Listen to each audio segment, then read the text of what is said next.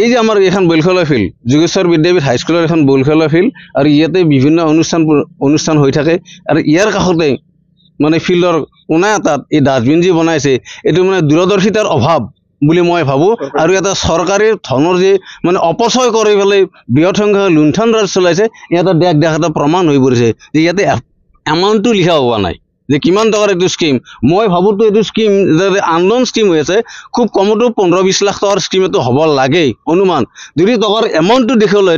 তেনেহ'লে ৰাইজটো সচেতন হৈ ওলাই আহিলে টকাৰ এমাউণ্টটো দেখুওৱা হোৱা নাই আৰু ইয়াৰ লগে লগে তেওঁলোকে মানে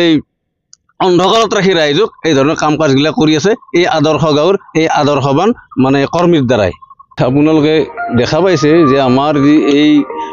পীতাম্বৰ হাটবজালি এই পীতাম্বৰ হাটবজালি গাঁও বিগত চৰকাৰৰ দিনত আদৰ্শ গাঁও হিচাপে মানে ঘোষণা কৰিছিল ঠিক দক্ষিণ পাৰ্টত দলঙৰ ওচৰতে এটা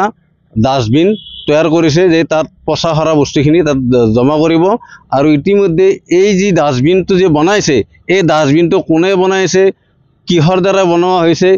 কোনটো ফাইনেন্সৰ দ্বাৰা বনোৱা হৈছে কোনো সঠিক ইয়াতে আমি এই ফলকখন আমি দেখিবলৈ পোৱা নাই সঠিক মানে এমাউণ্টটো আমি দেখিবলৈ পোৱা নাই দেখিছোঁ যে আমাৰ ইয়াতে স্কুল দুখন আছে স্কুল দুখনৰ কাষতে এই ডাষ্টবিনটো বনাইছে আৰু ভৱিষ্যতে এই ডাষ্টবিনৰ পৰা আমাৰ এই পাৰিপাৰ্শ্বিকতাৰ ওপৰত ভাবুকিৰ সৃষ্টি হ'ব বুলি আমাৰ অনুমান হৈছে